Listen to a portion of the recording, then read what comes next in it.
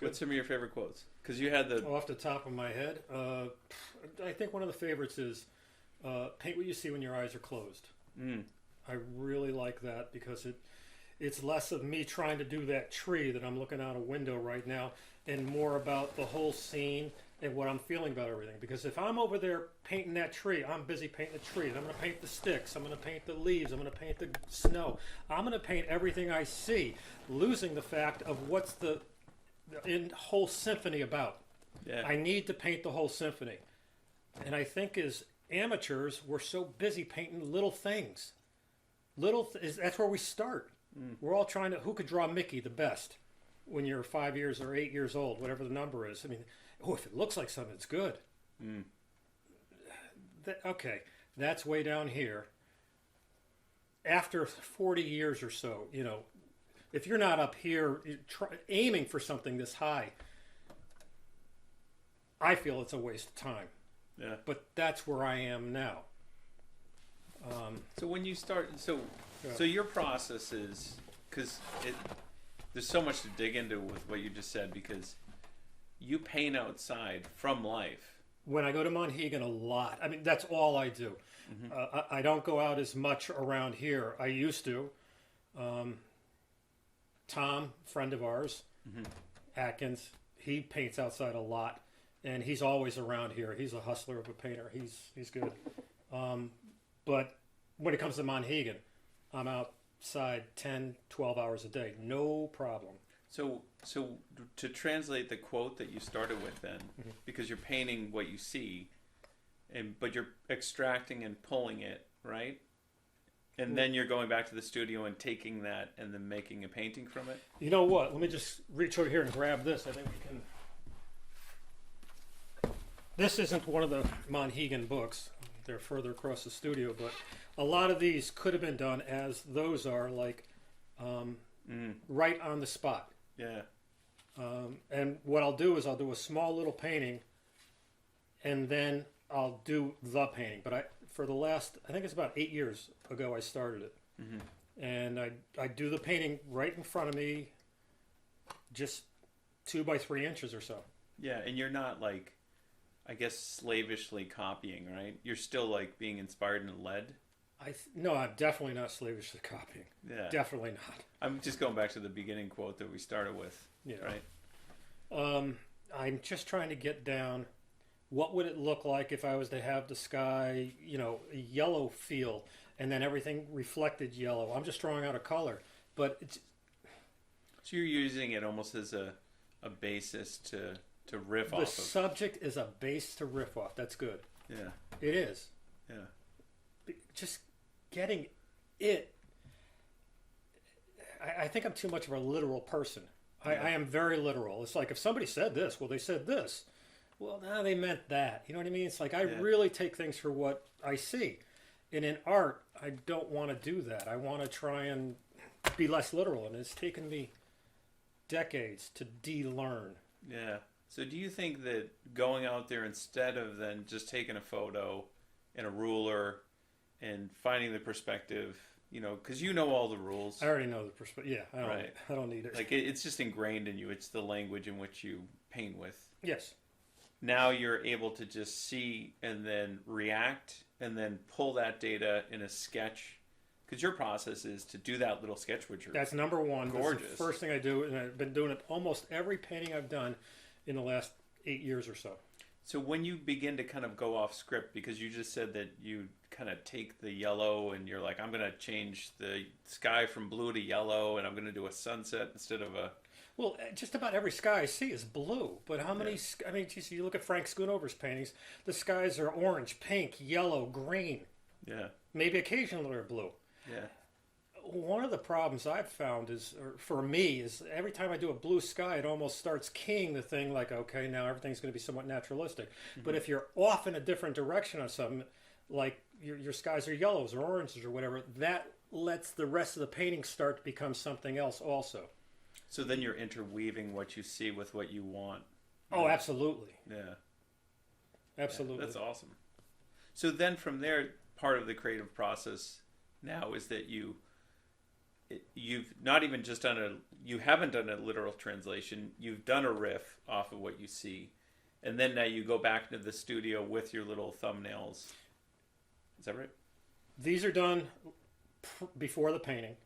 The paintings are done then right after this. These could take anywhere from 10 minutes to, I probably scumbled on these things for a half hour. It could have been 40 minutes.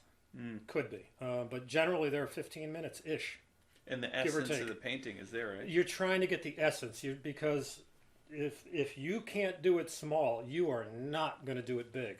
You think, oh, this area doesn't look right. Oh, it'll get better when I do it bigger. All you're doing is magnifying the problem. It's just going to get bigger. If you can't solve it small, you don't know. You're not going to. It does not magically get better when you increase the size. After I do that, I'll do a painting. Could be a 12 by 16. Could be a 9 by 12. Whatever. Generally, those are the sizes. Easy to move around, take with you, take off the island. Many of those get framed. And then sometimes if I like something a real lot, I'll be in the studio and I'll try and do something larger of it. But that's my process. Starting small and getting bigger. Yeah. In general. Let's make sure it's running. Oh, that's right. Yeah. So you take it and then you go out and you do the painting. You don't take a photo, right? I'll generally take one shot of whatever the subject is. But I can guarantee that I only occasionally will look at them. And this is like a different process because you started as an illustrator, right? Oh, yeah. An illustrator was kind of like... I struggled as an illustrator for a long time. I sucked as an illustrator. There's very few pieces I look at and I'm proud of. It's like I was slowly learning how to paint, but I think I really learned how to paint by going to Monhegan and painting for 10, 12 hours. And you just keep banging things out. And you're not trying to, make a living. I mean, we all have to prostitute ourselves to a degree. I mean, there's an ultimate prostitution, but, the banks don't understand. I mean, you got to make money. So to what degree are you trying to make money? Are you hustling? Are you a craft person who is just repeating the same thing? Or are you somebody who's trying to evolve? Yeah. I think when you're repeating the same thing, it's a craft. And when you're trying to evolve, it's an art. Yeah. Interesting. Yeah, so you were an illustrator, and you probably had a different process then, right? Because that almost tends to be a literal... You're just trying to make a living. Yeah. But that's a very, you can't go to the art director and not be clear about what you're going to give them. I was just trying to give them something that looks good. Of course, I was not one of the, good illustrators, I didn't think. And I knew that. But boy, I love the great illustrators. Yeah. From the golden age. I mean... Yeah, I talk about them all the time. Those guys are so good. Yeah.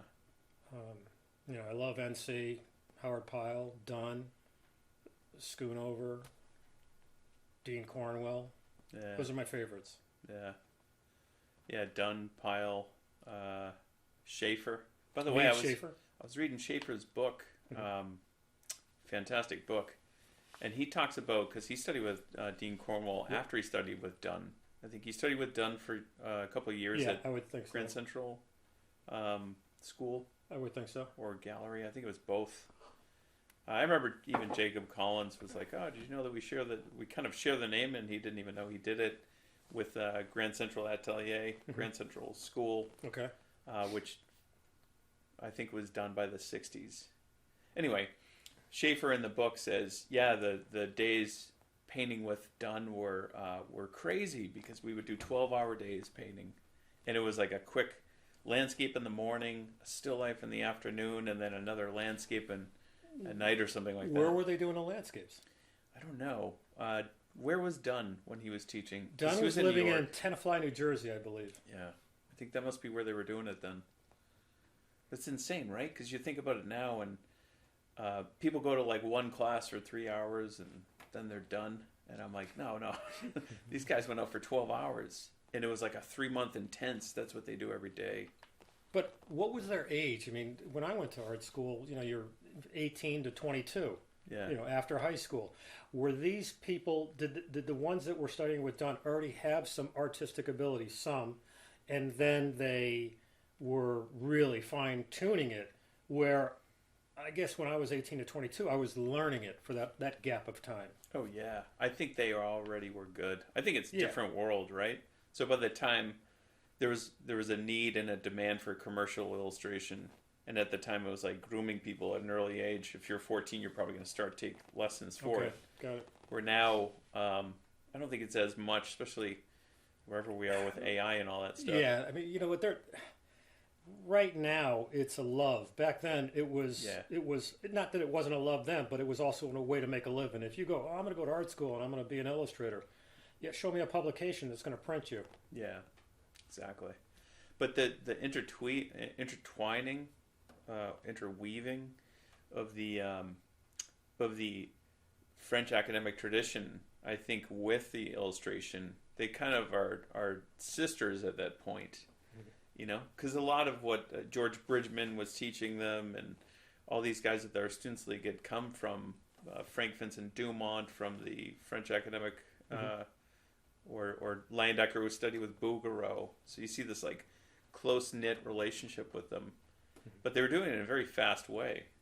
They were basically doing like even figure poses, a full drawing at the league in like a week, where Atelier's now spend like 4 weeks on one pose. Like all day. Yeah, not my kind of thing. Yeah, it's so fascinating because the way that I see that what you're doing too, when you talk about doing them anywhere from like 30 minutes to 45, and then going back and taking the essence. But keep in mind, that's these little things. But that's the essence of the picture. Yeah, right? That's like what does it look like at first glance? Yeah, quickly. But if it doesn't read simple and good first, the amount of detail you put in doesn't matter. To me. Maybe I heard one artist said, he says, "Yeah, Rick, you overly simplify." I don't think he meant that negatively, but I go, "Yeah, I guess I do. I do leave out an awful lot." Yeah, but Hopper also would be one that you'd pop in that equation, right? He's one of my favorites. Yeah. Sometimes less is more, though, right? I could promote that all day long because I guess that's kind of who I am. I like it, so it's easy for me to sing. Yeah, but Hopper's definitely one of your favorites too, right? One day I learned that like 4 of my favorites, Rockwell Kent, his early work mostly, it's incredible on Monhegan, Hopper. Who else? George Bellows and N.C. Wyeth were all born in 1882. Oh, that's a year. I thought that was pretty cool. Wow. Bellows too, huh? Bellows was born in 1882. You like the Ashcan school? Yeah. Yeah. I think even some more than others. Like you look at John Sloan stuff. I like his early stuff. Like 1907, 1908, up to 1900. Then after like in the teens, it's just there's certain eras that are better. Yeah. Like NC, pretty much I love his work from the time he was 21 years old or so till he died. Favorite years would be a little earlier, 06, 7, 8, 10, 12 or so. Treasure Island. Treasure Isle, 11.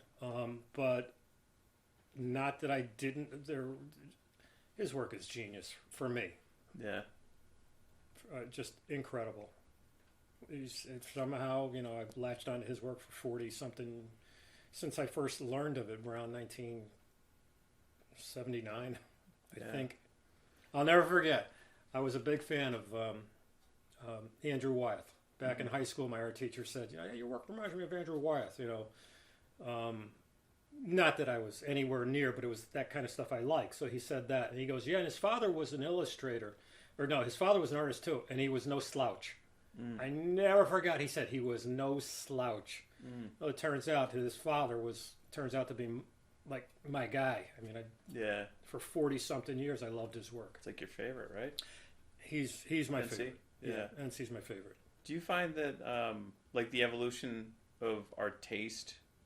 So it's interesting because you're talking about like in high school you liked NC Wyeth once. No, actually no. I didn't learn it. I didn't learn NC until around 19. When I was a year or two into college. Maybe the first year I heard of him. Yeah. And then I got the N.C. Wyeth book.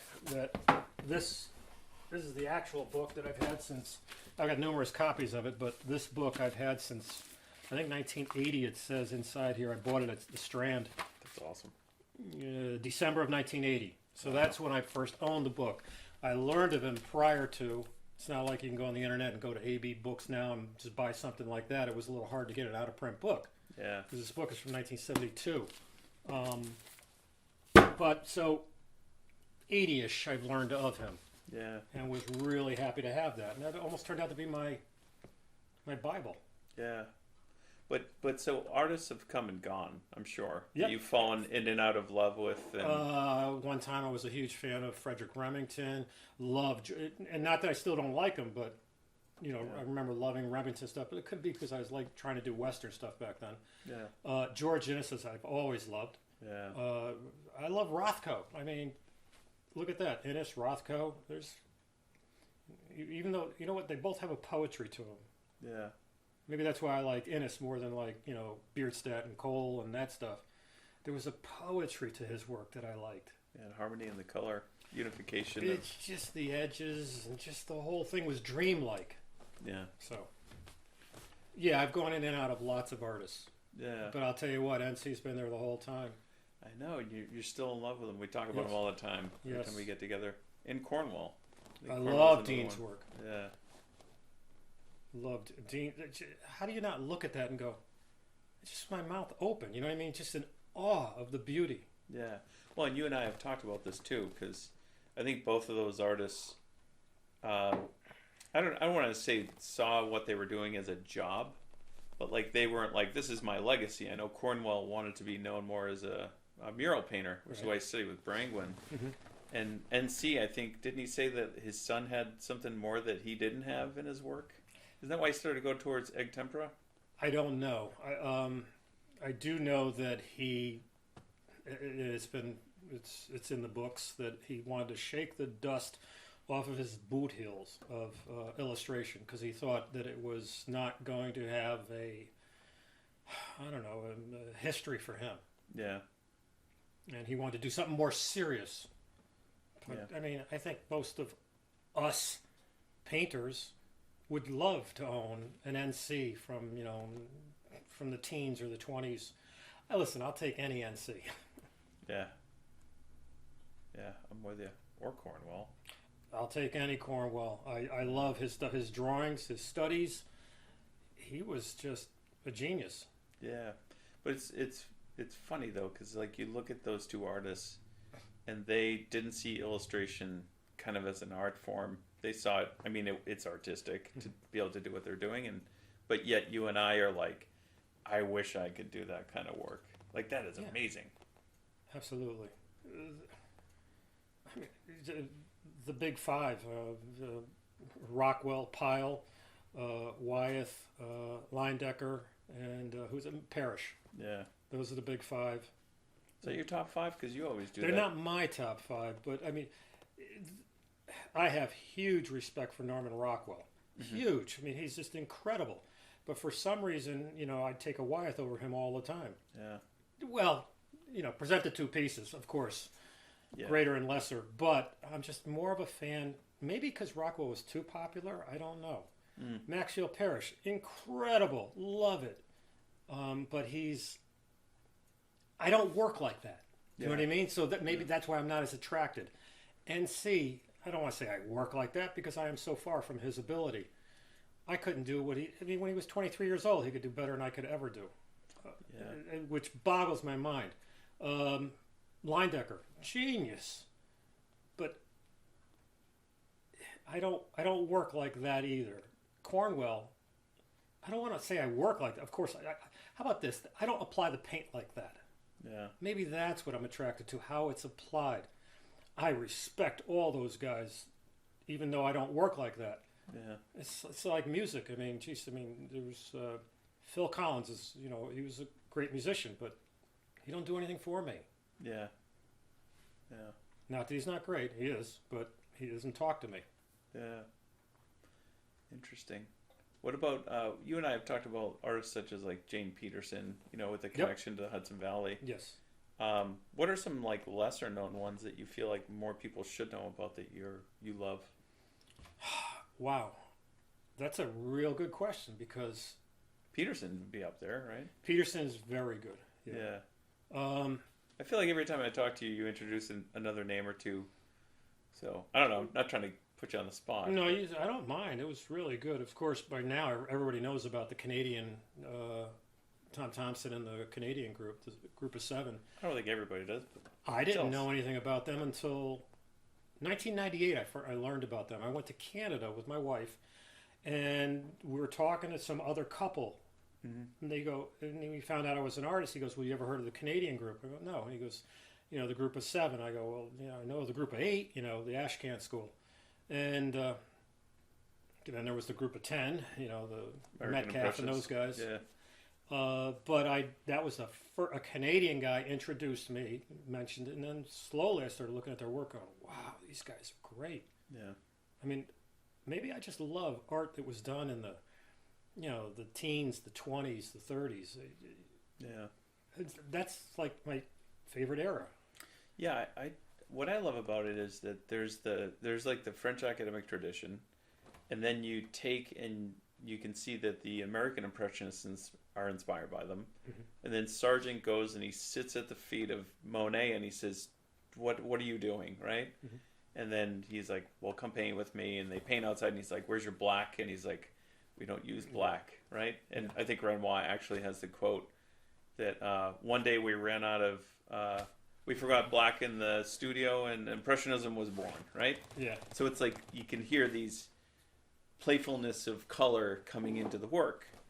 But then you start to see the French influence the Americans because the Americans were going to Paris. I think Metcalf is one of the ones to go over and kind of cross over. And then, what's his name? Dennis Bunker Miller. Yeah, and he went over and Dennis Bunker Miller. No, it's Richard something Miller. It's Dennis Bunker, I believe. Yeah, I was messing up with a comedian, Dennis Miller Bunker or Bunker Miller, whatever it is. Yeah, Dennis Miller. Dennis Miller. Yeah. But yeah, so he goes over and Metcalf go over, and they're kind of the first two to bring it back to America, and then now they set up.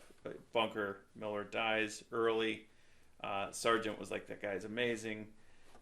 Metcalf comes over, and then we have the American 10. But you see the influence of Impressionism, even in the guy that you're talking about that you love so much, Wyeth. There's so much American Impressionism, or just Impressionism.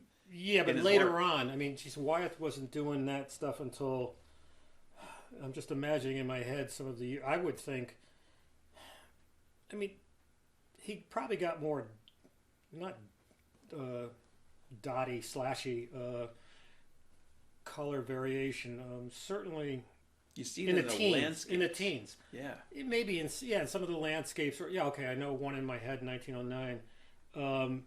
But some of the early Impressionist stuff, American Impressionist stuff, was probably done around. I mean, Charles Sam was at around 1880.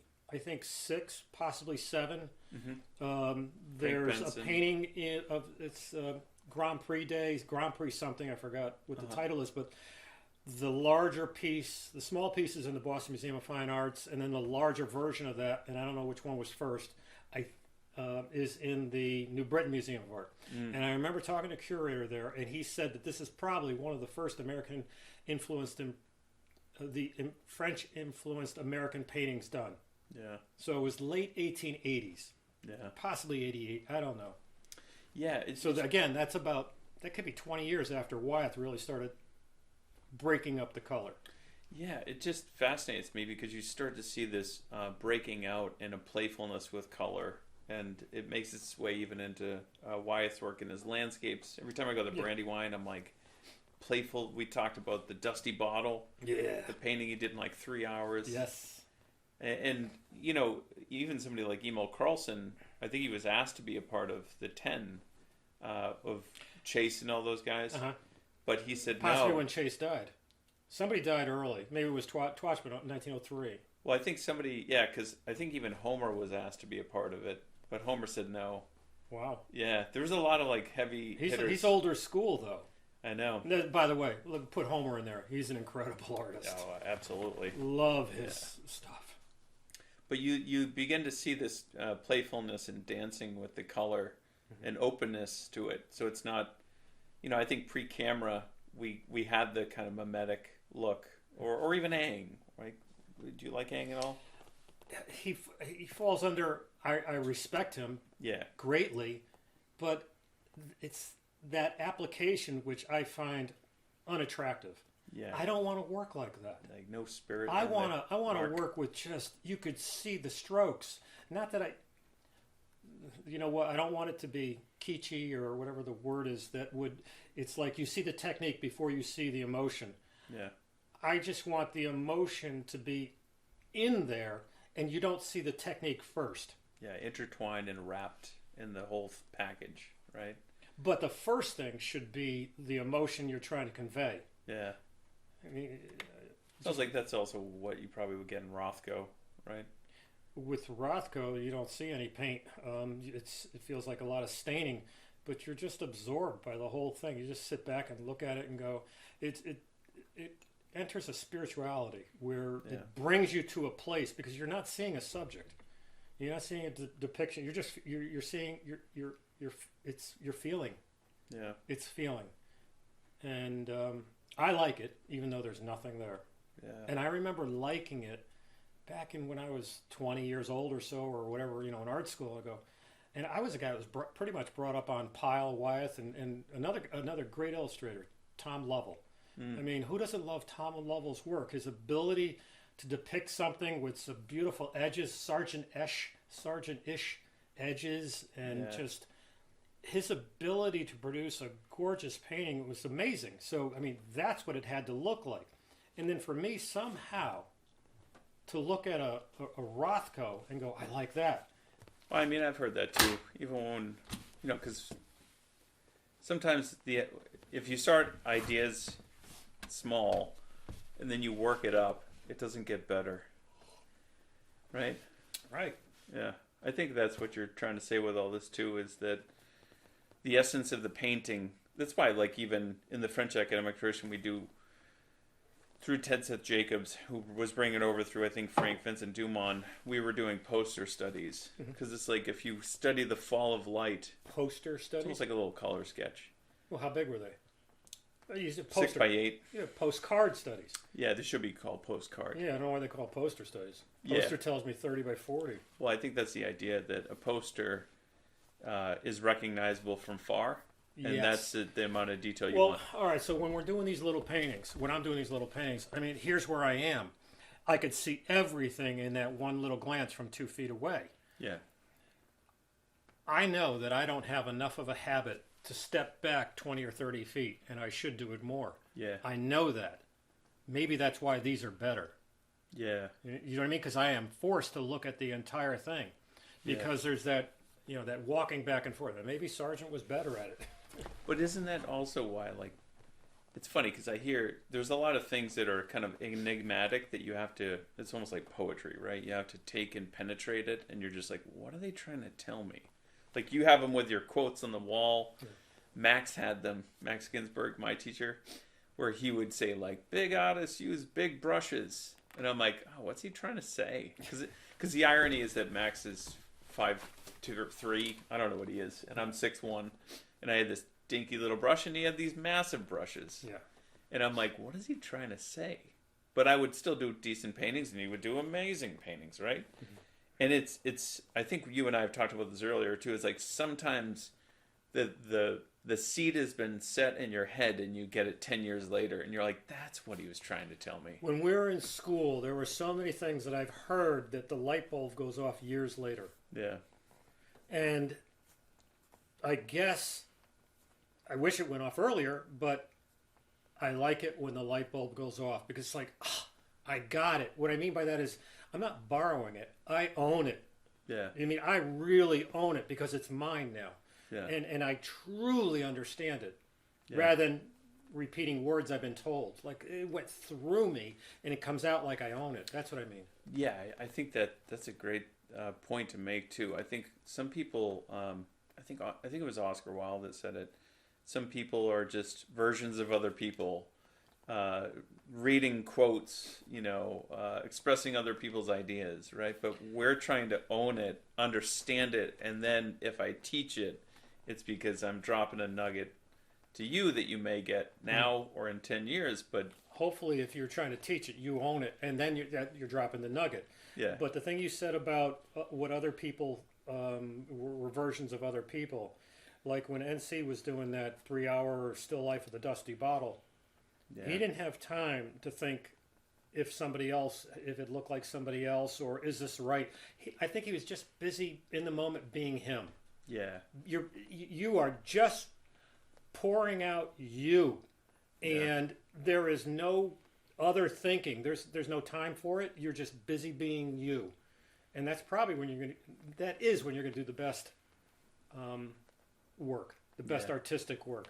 Well, Oscar Wilde also said, "Be you. Everyone else is taken." Yeah, that's good. Gotta love it, right? Yeah. I think when we were talking about this too, the individuality, individualization, us as an individual with our own perspective and ideas. I think that's what we're after, right? Like when you're out there, you're not like, oh, I need to do my best version of a Rockwell Kent because he went up to Monhegan, right? No, yeah.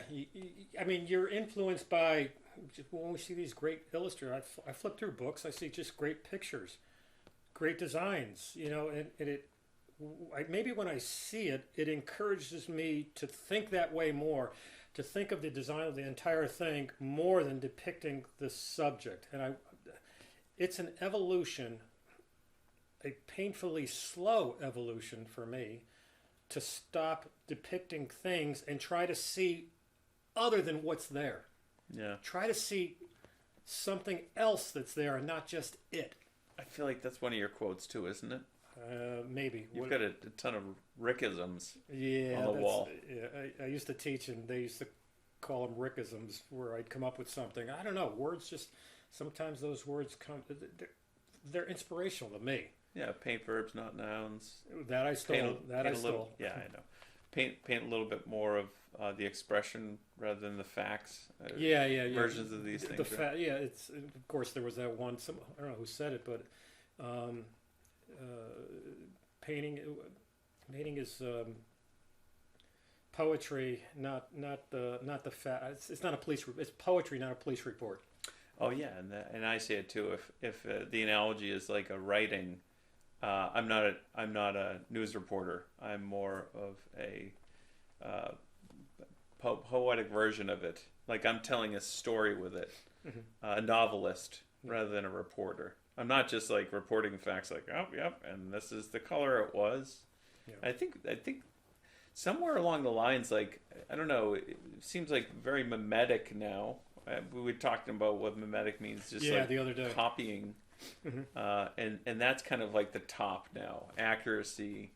But when did that flip? Because I know, you're a little older than I am, and you went through school before I did. But it seems like at that time they were all in expression, right? Expression, but not at the cost of the copy. Why do you think that is? I mean, I don't know. Why did it come back? Like, why did we get into, like, now it's just about, like, turning into the world's slowest printer, as I always say. That was a great line when you told me that. I'll give you credit next time I say it, though. I will, because it's a good line. Well, I do feel like that's kind of where we are. I don't know why, but it seems like it's swung over, and now it's going to swing back or something into maybe expressive color. I can honestly say I have no interest in working like that. I can respect somebody that does it. I think that's what it comes down to again. I don't want to look at it and say I wish I did. I don't look at it and say I wish I did that. Yeah. I look at a Dean Cornwell or these other great old illustrators or some great painters that we have today, which I love what they're saying and how they're applying it. I find it attractive. Yeah. I look at a Parrish and I love it. I'm amazed at it, but I don't want to work like that. I don't work like that. And by the way, next to nobody worked like that. He was. Yeah. Next to nobody worked like him, and next to nobody can do the strokes of a Leindecker. Yeah. I mean, or a Cornwell, or a Tepper, or a Schaefer. or a Rockwell. They even can though get. There's something Douglas about Crockwell tried. There's something about a line decker that just those strokes are. How do you get those? They are so part of him. Yeah, except for Frank though. Frank Landecker is twin. It's not his twin. His younger brother. Oh, was it? Yeah. I thought it was twin. Francis Xavier or something or other. Line decker. Yeah, no, it's not a twin. 3 years, I think. Maybe 4 years. Very 3 similar, years different. Though. Yeah, very similar though. Yeah. Yeah. Did you ever see the work of? Speaking of, because you brought up Tom Lovell. Well, I love Lovell's work. Yeah. Gotta You know love what? Lovell. Hold on. I love anybody's at the top of their game. Yeah. I mean, again, we're talking about these type painters of the, what's going on now. I respect them greatly. I don't know if I want to own one of them. How's that? Haddon Sunbloom's another one. Haddon Sunbloom's a great, I don't want to say, shall I say, a commercial-ish Yeah, well, sergeant. known for the Coca-Cola, right? Yeah, but his work, he had a Or the sergeant Coca-Cola Santa, stroke-ish right? to him. Yeah. But Tom Chambers, you know Tom Chambers? No, I don't. Who is he? Oh, Charles Chambers, not Tom Chambers. Oh, Charles, yeah. Tom Chambers was a basketball player for the Suns. No, that's what I didn't know. Charles Chambers. Yeah, he studied, Chambers. Chicago school. I've seen that I think name. he's Haddon Sunbloom, isn't he? Around or that time, probably. Or teacher yeah, or all a student. born around 1880-ish. Yeah, Chicago. Chicago school. Amazing though. I remember I used to go down to the illustration house all the time because every time they had like a Leyendecker, I'm like, I want to see it. Yeah. And Walt Reed would always come out, and I'm like, why is Walt Reed babysitting me in the gallery? Yeah. You're like, and then I would talk to Walt Reed for like an hour, like, I don't think you should be the one. This seems like the worst use of your time to watch me in your gallery. Yeah. But Charles Chambers was one that I would always go down and be like, just blown away. Harold von Schmidt was another one that I was like. Von Schmidt, a great painter, again, studied with Harvey Dunn. When Walt wrote that book, 73, I think, or 4, 75, I don't remember.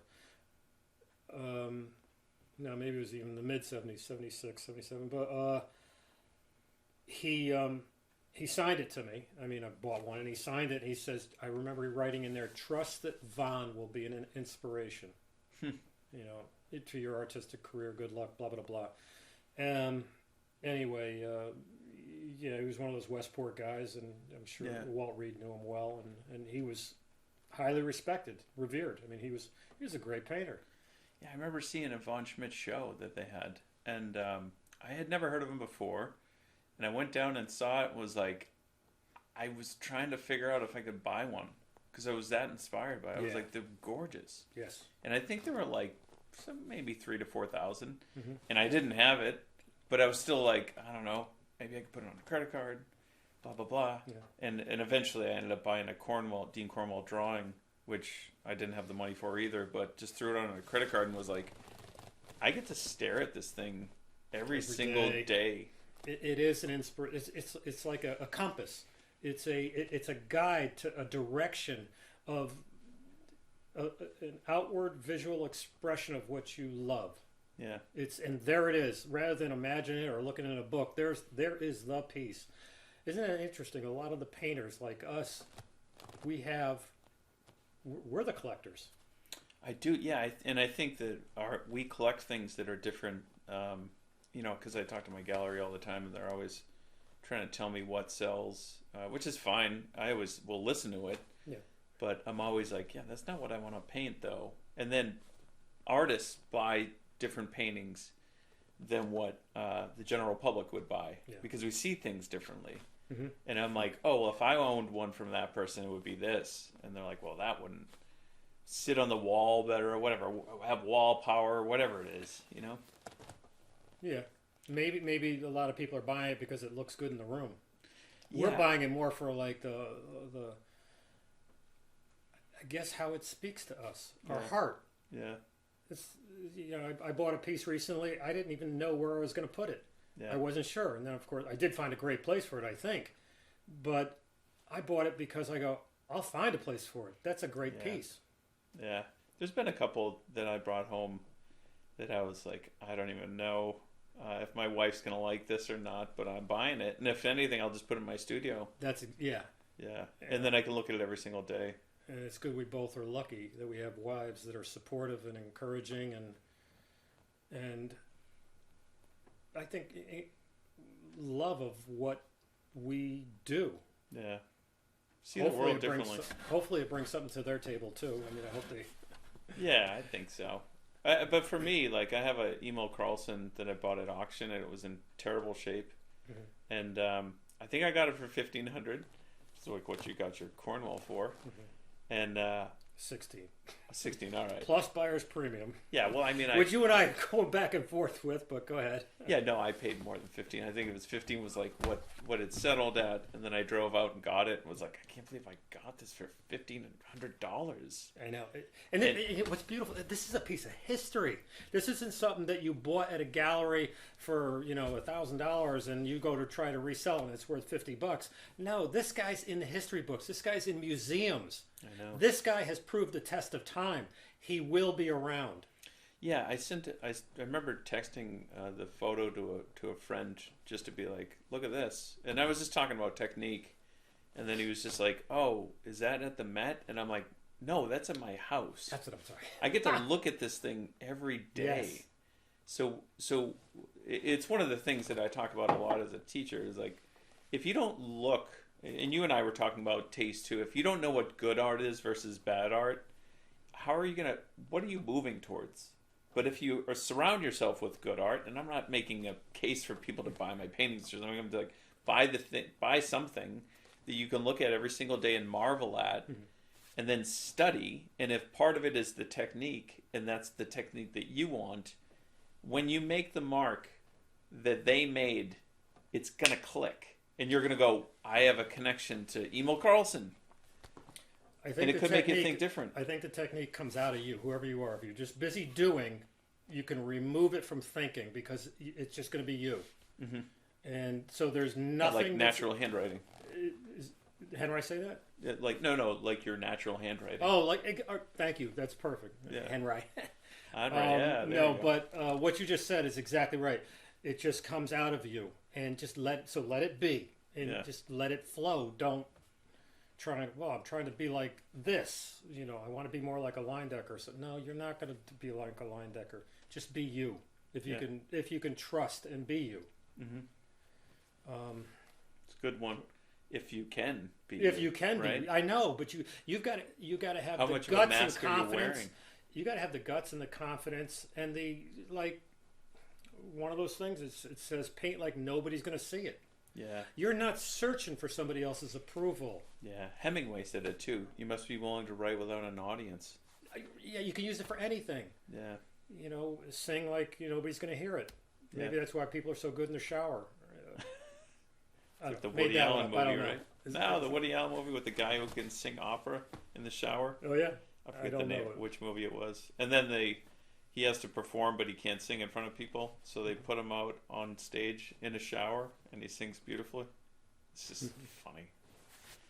But yeah, I agree. I think there's an honesty to it too, and I think a lot of what people sometimes are after is like, I come at it because I love this artist, like Cornwell, and now I want to be Cornwell Part 2. But it's like, how much of you is in it? Yeah, you can't be. I mean, because then you're good. There's innovators and there's imitators. Yeah. And if you're an imitator, then when we were going to school, everybody was trying to be like Bernie Fuchs, right? And you don't have the taste of Bernie. Yeah. His work is not only his technique, which is not as important. Well, that's who he was, so it's easy for him just to be it. We'd have to figure out how to do it, but it just came out of him as if he was breathing or signing his name. But he's also evolving. But his beautiful evolution from the late 50s to just prior to him dying, it was a beautiful evolution. You just be walking in the trail of him, and it's like, oh, I thought he went straight, but he went right, and you just be going on this weird journey, mm-hmm. which for him is more of like the path of a bird who can fly anywhere. Yeah. Rather than like a linear road that you can only follow one person, but the other one is the leader. Yeah. He's the leader. That bird's not following anybody, but you're following the bird. Like you can only go in the direction the bird went. Yeah. I'd rather be the bird. Well, so would I, but not everybody has that confidence, and there are times I don't have that confidence too. I'm not.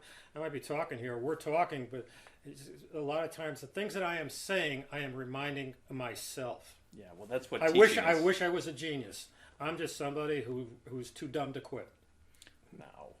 But, that's what teaching is, right? Teaching is like recommending students do the things in which we should be doing. That sounds perfect. Yeah. Yes. And then we're like, I should go do that Myself. Yeah. Yeah, I love it. I think what it does, because I hated, a couple of people were like, oh, those who can't teach. And I'm like, I don't think so. I think those that want to stay sharp teach to remind themselves of what they should be doing. Mm-hmm. Right? And then if you have a want and a desire to help other people, you teach.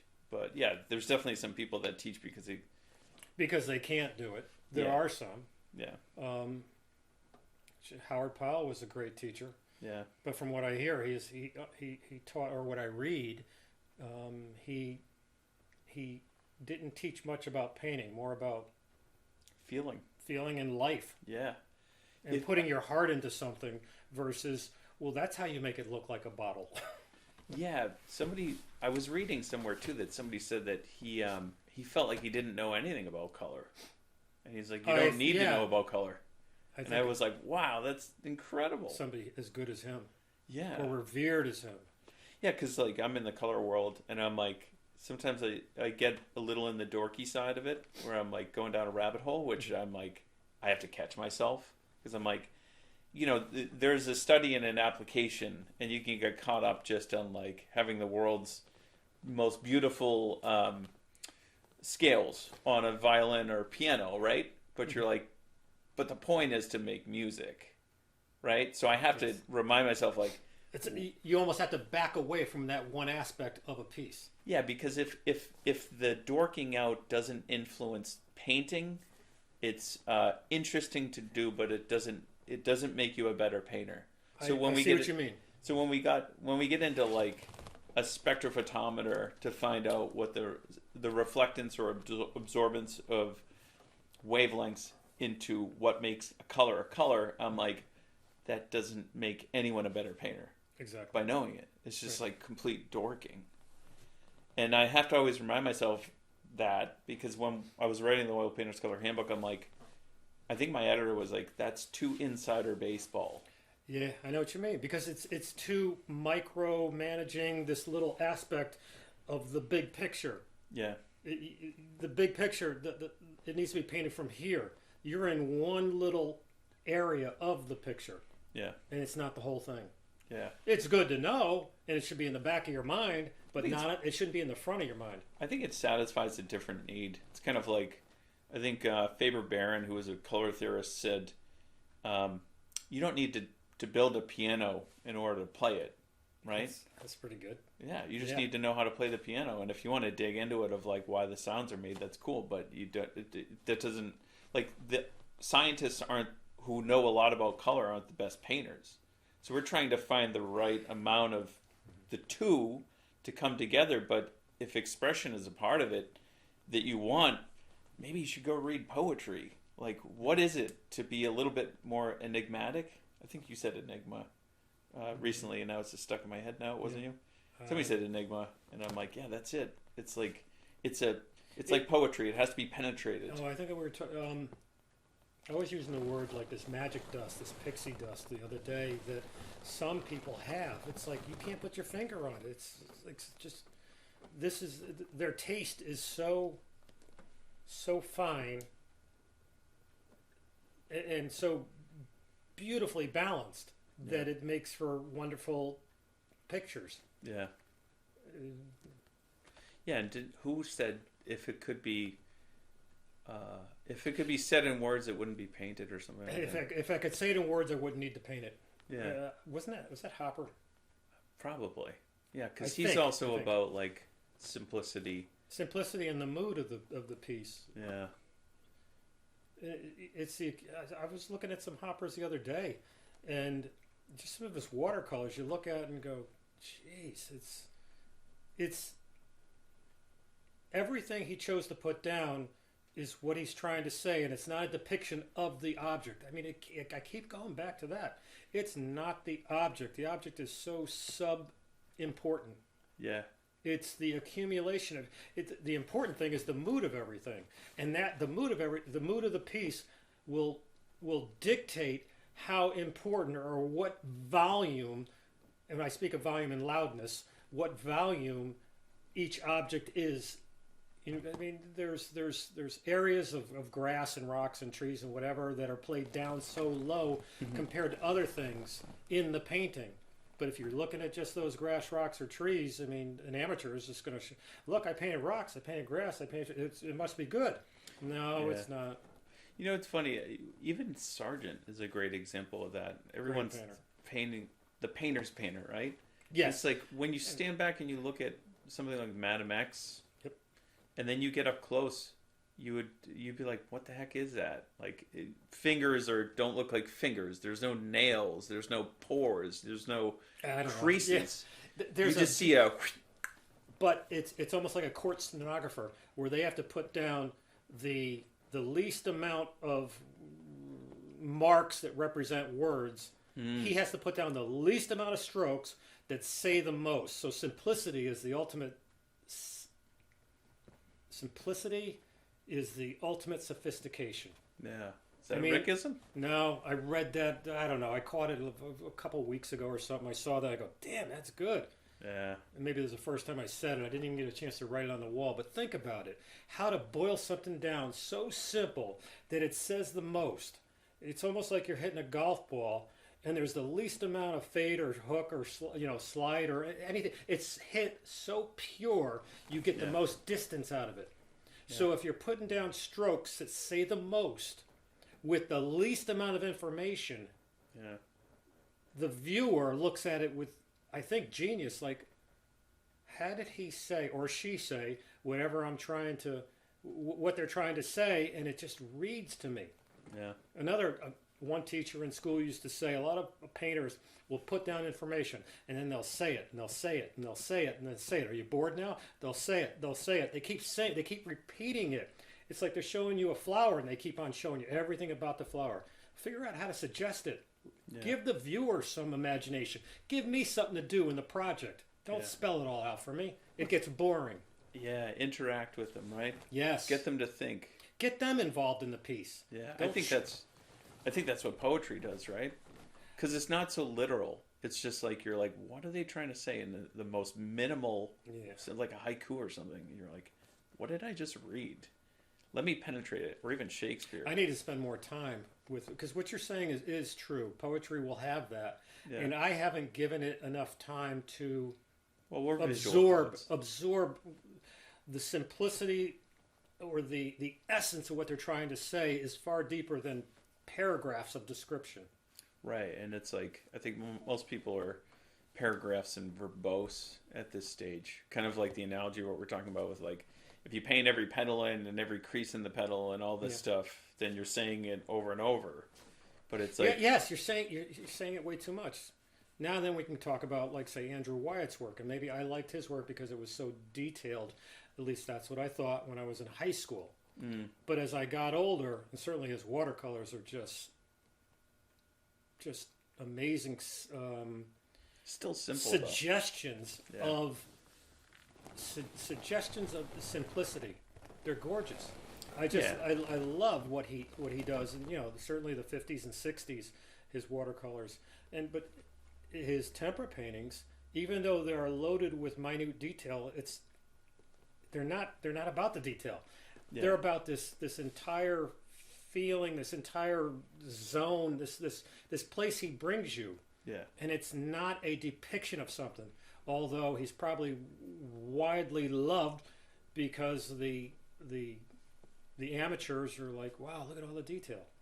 Yeah, I don't even think it's detail. I think it's texture that grabs onto your heartstrings and bats it around, and you're somewhere in this, like, wow, it's simple, but it's there's a textural element of what he's doing that speaks to me. And I think texture, from what I was reading too, is Maitland Graves talks about this. Texture is something that you can feel with your eyes, and you're already engaging the audience in that. That's the first time I've heard that. Feel it with your eyes. That's good. Yeah, I think most people should be feeling I've never with their heard eyes. that said. Yeah. Toddism. Yeah, that's or a good Maitland one. Graves Never heard it. Toddism. So the idea of feeling with your eyes, simplifying poetry. You had a bunch of exercises and stuff, right? That when you were teaching. Yeah, when I taught,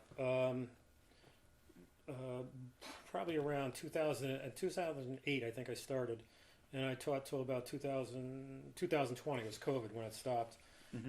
This was in Newtown, SCAN, Society of Creative Arts in Newtown. In addition to, I taught at the Richfield Art Guild, and then in Rowayton for a couple, 3 years.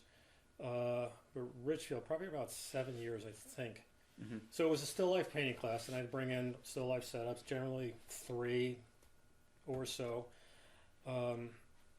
and just learning how to paint these. And sometimes there was exercises that I think would help joggle the mind and to see things a little differently.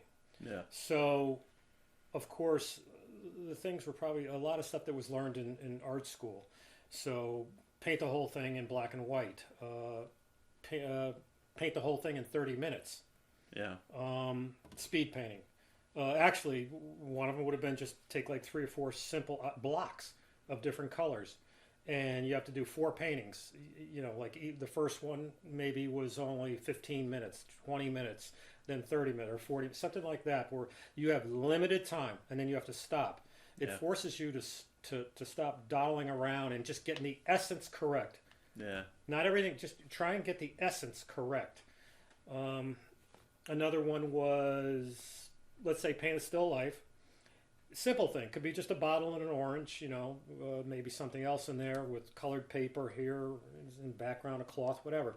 But with maybe there was a flower at the top of the bottle and an orange at the bottom of the bottle on the ground or on the surface, the foreground.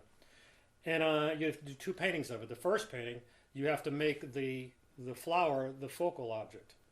The second painting, you have to make the orange the focal object. That's good. And that was good because it forces you to just not copy. You have to think about color, value, what tools intensity. do you have to do it? Yeah. Another one was 25 strokes, where you have to paint the still life in 25 strokes. And a stroke would be you take the brush and you mix up your paint correctly. Maybe you just take a dab and touch it to make sure you got the value and color you wanted. But then you begin the stroke, and once you move it all around, and you twist the brush, whatever it is, but you can't leave the canvas. Once you leave the canvas, that's a stroke. So you get 25 strokes. And it's a lesson to get students to stop licking the canvas. Put down a bold, confident stroke. I'd rather be positively wrong than negatively right. Yeah. Just do it. Is that a Rickism? No, I think that's Harvey Dunn. Oh. I think I stole it from him. It's all good. Yeah.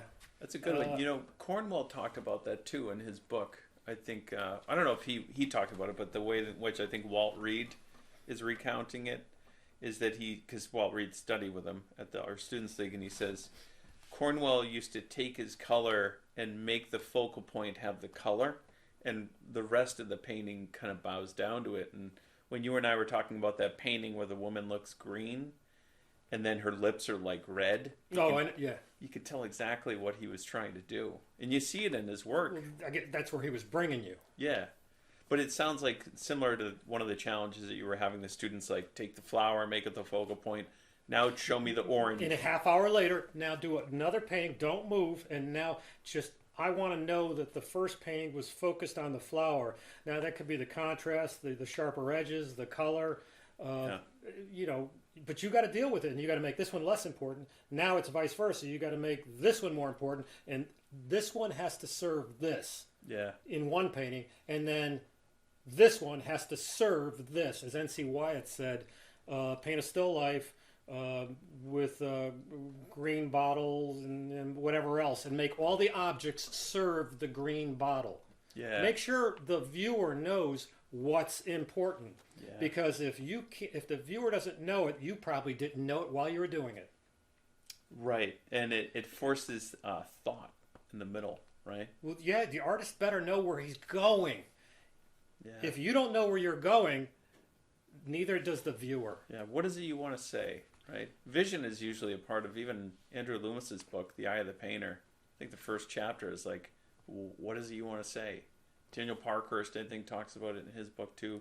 So every time I write another book, the first thing I usually do is a deep dive into reading of other artists, and then books that I'm like, let me see if I can pull some of the structure out of this book that maybe make its way into mine. And just like any kind of inspiration, sometimes it's a tiny nugget, and then sometimes it's like, maybe it's a bigger nugget. But yeah, pretty fascinating.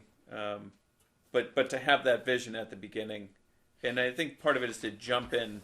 You got to have in order to have a great painting, you probably have to have the vision at the beginning. And I don't know if the word lucky enough, or just that you hit everything just right. You got, maybe with me it's luck. Maybe these guys they're genius. But there have been some paintings I've done. I go, damn, that's good. Yeah. I'm happy to have those. Very happy. Yeah. Maybe it's not luck if you just keep on doing. A blind squirrel will catch a nut every now and then. That's awesome. Let's talk a little bit. We'll finish up here just on your process. Sure. Again, back to that. When you're you go to the studio every day, right? I mean, You're just an artist. It's not a question. You're just here. You're thinking of it all the time. You're painting. How many paintings would you say you do in like a day or a week? Oh no, I wish I did lots. I don't do as many as lots of people. We were talking about volume though, because you had the volume. We were talking about like N.C. Wyeth died doing 3,000 paintings, right? Yeah. And you've got how many in your attic? I'm sure there's 1,000 up there. But don't forget, these aren't 30 by 40 paintings. Mine are a lot of 9 by 12, 12 by 16s. They're just still banging out out more. When I go to Monhegan, I'll probably do close to 25 paintings a week. So I go twice a year in the last few, 5, 6, 7 years. And the first trip is for 1 week. The second trip is for 2 weeks. So between those 2 weeks, I'll come up with 75 pieces. Yeah. Now, when I get them home, generally there could be 20 of them that need next to no work. Yeah. To no. But then, as you can see right there, is a stack of things that I'm still working with. And I'll just pull them out and keep on. The piece could be not as good, and I'm trying to bring it somewhere. Some trying to correct, make a little better. Some like, this one's a real dog. And so I get to really take some chances with it. So there's a lot that don't make it, and a lot that, half and half. I don't know. You have a fireplace to burn the bad ones? No, I never burn anything. I never do. Because I don't know why. I mean, one day it'll all go somewhere, but even the bad ones, as I look at them 5 years later, I go, why don't I play with that? Yeah. Just sand it down and start up. Just sand it down to give it a little tooth, or to let the paint grab onto something, new paint. Sometimes it can be sanding down a lot. I don't know, but there's a freedom in taking something that has no chance of a future. Yeah. I got nothing to lose. And playing with it. Yeah. Awesome. So what advice would you give to people that are just starting out? Just like, be okay with making mistakes? Don't quit. Yeah. Just do it. You have one of those quotes up there too, right? What's that? Something about quitting. It's like... Oh, what is it? Failing is... I think that was... And that might have been a Winston Churchill. Failing is not good. Quitting is, right? Yeah, something like that, where it says failing's okay. Quitting is not. Yeah. Exactly. Just keep doing it. Never, never, never, never, never, never, never quit. Yeah. Just keep on doing it. If you don't, what the hell was it? I remember reading something that said, maybe, I don't know if Larry Bird said it, but loose balls go to those who hustle. Yeah. I mean, think about it. I mean, if you're not going to hustle, you're not one getting a loose ball. Yeah. So it's not coming to you. Yeah, I don't know. I look at great art. It inspires me. I just, what else is there to do? Yeah. It's fun. There's a natural love. maybe I got lucky and figured out a long time ago what I naturally love. Yeah. I didn't make a great living out of it, but I made my heart happy. Yeah. You're happy along the Yeah. path, right? Awesome. All right. That's a good place to start. All right. Start. Thanks, Todd. I appreciate it. Yeah, thanks, man. Appreciate it. You the man.